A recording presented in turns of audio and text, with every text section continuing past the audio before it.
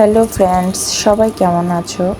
আজকে তোমাদেরকে খুব স্বাস্থ্যকর এবং সুস্বাদু একটি রেসিপি রান্না করে দেখাবো।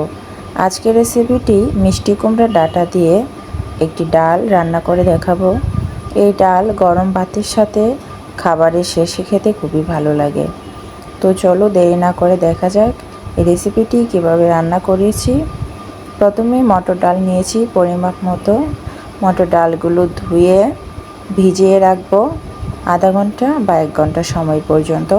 তাহলে মটর ডালগুলো নরম হয়ে যাবে, সিদ্ধ করার সময় খুব তাড়াতাড়ি সিদ্ধ হয়ে যাবে।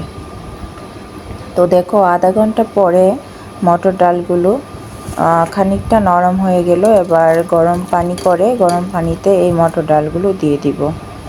আমি এখানে স্বাভাবিকভাবে মটর ডালগুলো সিদ্ধ করে নিচ্ছি। তোমাদের কাছে যদি প্রেসার কুকার থাকে তাহলে প্রেসার কুকারে সিদ্ধ করে নিতে পারো, তাহলে কাজটা আরও ইজি হয়ে যাবে। তো দেখো ঢাকনা দিয়ে ঢেকে দিলাম যেন তাড়াতাড়ি বলক চলে আসে। তো দেখো তাড়াতাড়ি বলকও চলে আসলো। এবার নেড়ে দিব এবং চুলার আঁচটা খুবই কমিয়ে দিব।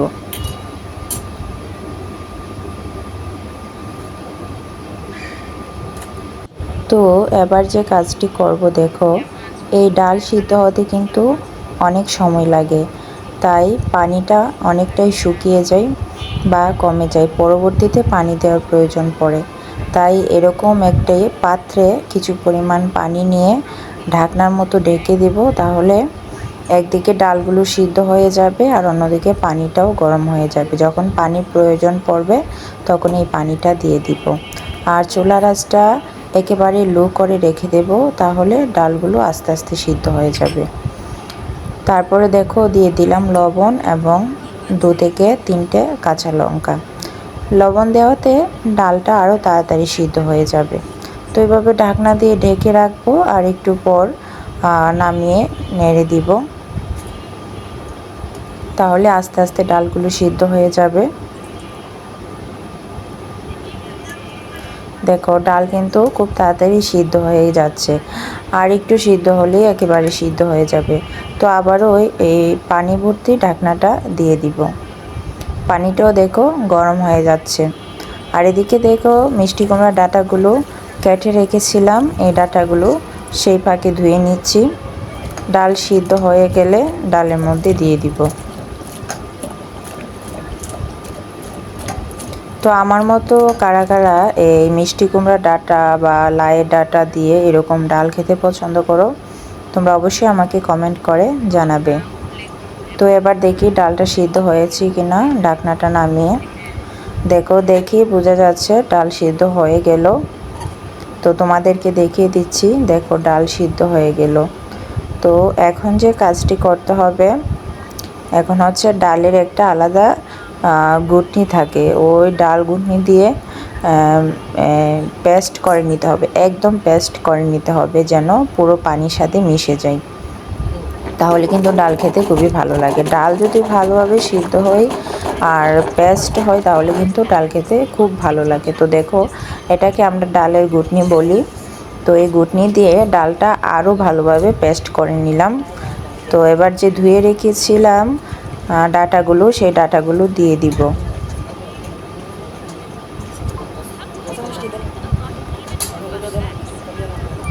ডাঁটাগুলো দিয়ে দিব আর অল্প পরিমাণ কাঁচা লঙ্কা ছেঁড়া দিব আর অল্প হলুদের গুঁড়া দিব। কালারের জন্য হলুদের গুঁড়া দিয়েছি, আর লবণ তো আগেই দিয়ে রেখেছি, সেটা তোমরা দেখতে পেয়েছো।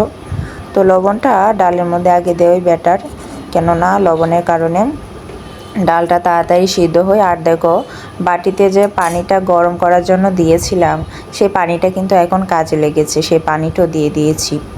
কেননা এই ডালটা বেশি ঘন করব না, একটু পাতলা পাতলা টাইপের থাকলেই ডালটা কিন্তু খেতে ভালো লাগে।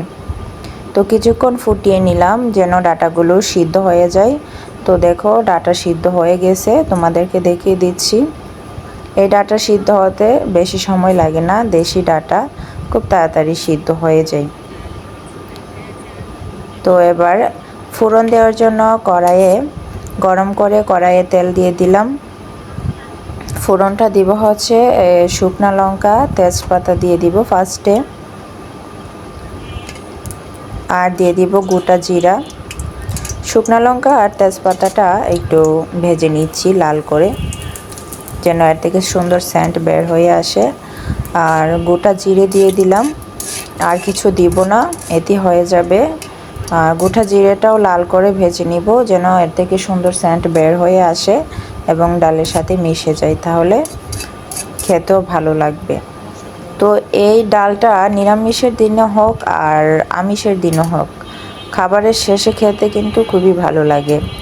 মাছ মাংস দিয়ে খাবারের শেষে একটা ডাল হলে কিন্তু খাবারে আসলে একটা তৃপ্তি পাওয়া যায়।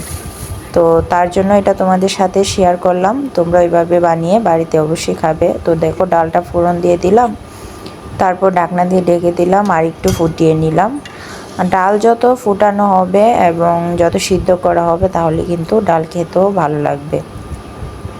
সো দেখো ডাল রান্নাটা কিন্তু একদমই কমপ্লিট হয়ে গেল। এবার নামিয়ে নিব একটা পাত্রে। সো বন্ধুরা, তোমরা বলো এই ডাল রেসিপি রান্নাটা কেমন হয়েছে। যদি ভালো লেগে থাকে অবশ্যই একটি লাইক, কমেন্ট ও সাবস্ক্রাইব করে অল নোটিফিকেশন বেল আইকনটি প্রেস করে সবসময় আমার পাশে থাকবে। পুরনো বন্ধুদেরকে অনেক অনেক ভালোবাসা রইল। যারা নতুন নতুন বন্ধু আসছো প্লিজ আমার চ্যানেলটি সাবস্ক্রাইব করে দিও। Thanks for watching my all friends.